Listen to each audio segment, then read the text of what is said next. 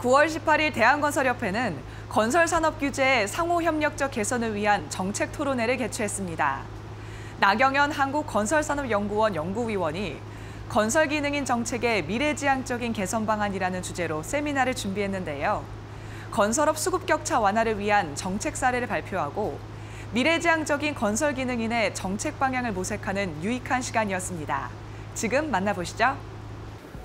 맥킨지에서 나온 표입니다. 우리나라의 건설업 노동 생산성은 선진국 대비 약 3분의 1 수준이고요. 그리고 비교 대상 국가 중에 전산업 대비 건설업의 노동 생산성이 거의 꼴등입니다. 그러니까 즉 우리나라 전체 전산업의 생산성 대비 건설업의 노동 생산성이 41개국 중에 40위로 나타났고요. 그 다음에 올해 7월에 OECD가 제안한 것들이 있습니다. 크게 5가지를 제안했는데요. 첫 번째로 네거티브 규제 시스템, 그리고 아까 앞선 발표에서도 있었지만 국회 발의법안에 대한 규제 영향평가를 적용해라. 그리고 세 번째로 행정지도를 좀 더 자제해라. 그리고 네 번째, 진입장벽, 어떤 경쟁제한적 규제들을 폐지해라. 그리고 어떻게 보면 새로 권고한 내용인데요. 특히 기능인력에 관련된 내용인데 비정규직 근로자에 대한 사회보장, 사회안전망을 구축하고 그 다음에 미리미리 직업훈련을 토대로 확충해라 라는 내용이 담겨 있었습니다. 기능인의 규모입니다. 약 2018년 기준으로 약 150만 명이고요. 건설업 종사자가 약 200만 명이라고 봤을 때 4분의 3, 약 75%에 육박합니다. 다들 아시는 내용일 것입니다. 고령화가 급속도로 진행되고 있습니다. 약 2018년 연말 기준으로 50대와 60대의 비중을 합치면 약 52.8%입니다. 즉 그 말은 10년 뒤에 60대 이상이 절반이라는 소리입니다. 그러니까 즉 극단적으로 말씀드리면 10년 뒤에 건설 근로자가 30, 40%, 최대 50%까지 사라질 수 있다. 이 왼쪽에 있는 그래프는 수급 전망입니다. 그래서 실측치를 중심으로 수요와 공급을 추정을 했고요. 그 다음에 수요에서 공급을 뺀 나머지 영역이 이제 수급 격차가 되겠습니다. 그래서 0이라는 건 수급 격차가 0, 즉 외국 또는 인력이 부족하지 않다라는 거죠. 그러니까 2005년 당시만 해도 수급 격차 문제가 거의 존재하지 않았습니다. 근데 여기서 보시는 바와 같이 점진적으로 수급 격차가 상승하는 추세가 있고, 즉 부족하다라는 겁니다. 첫 번째로 중립적 시나리오, 그러니까 생산성이 현재 평균 수준으로 상승한다라고 가정을 하고요. 그 다음 비관적, 낙관적, 크게 3가지 시나리오를 설정해봤습니다. 주요 직종별로 좀 살펴봤습니다. 형틀목공, 철근공 대표적으로 힘든 일입니다. 떼역밭에서 일하고 이런 직종에서 많이 부족하고, 그 다음 배관공. 배관공은 약간 특수한 경우인데 플랜트 현장 위주의 성격이 있는 것 같습니다. 그래서 구체적으로 이 직종별로도 수급 격차가 차이가 존재한다라는 겁니다. 주요국 사례입니다. 먼저 영국은 국가 계획을 중기 계획을 세우고 있습니다. 거기서 하나 중요한 요소는 노동 시장에 정부가 앞으로 어떤 직종, 어떤 분야가 비전이 있을 것이다. 소위 그런 식으로 우선순위를 시장에 제공을 합니다. 그리고 그 우선순위에 맞게끔 교육훈련을 진행합니다. 근데 이미 다 아시겠지만 우리나라는 전혀 이런 시스템이 없습니다. 캐나다는 직업에 대한 홍보, 요구 능력, 구인 정보들을 토탈 한꺼번에 제공하고 있습니다.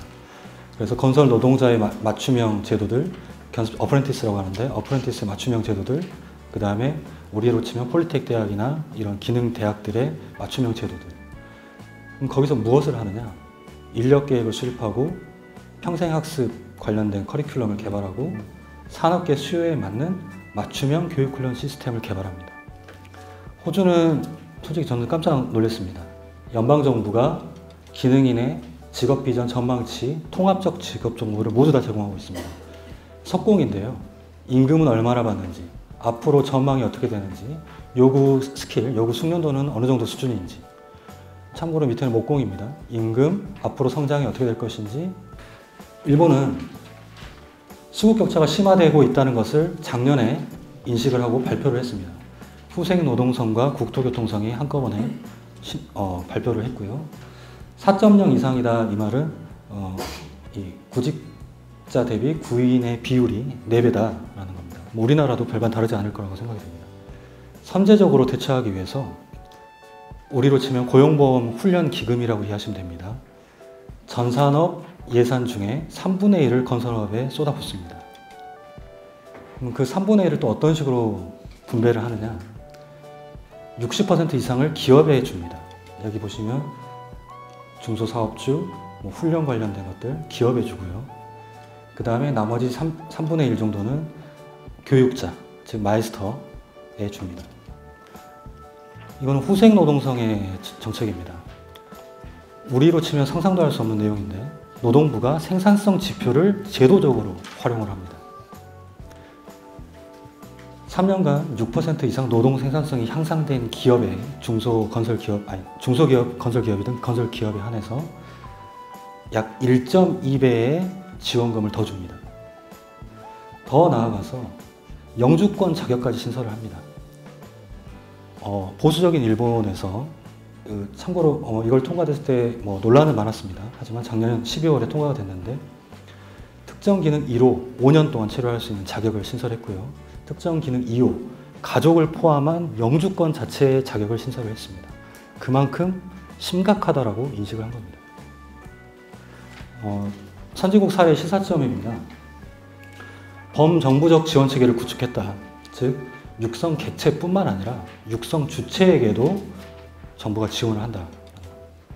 그리고 어떤 협업 체계, 위원회 또는 여러 가지 형태가 있을 수 있겠지만 정부가 이런 각종 협력 체계에 100% 지원한다. 그다음 현장과의 일관성입니다. 숙련도 정보를 제도적으로 반영을 한다. 그래서 현장에서의 체크리스트, 소위 말해 요구 수준을 제시를 하고요. 그 요구 수준에 맞게끔 교육을 합니다. 그 교육 하에 또 평가를 하고요. 그 평가 하에 기업이 채용으로 합니다. 이런 구조가 되어 있다.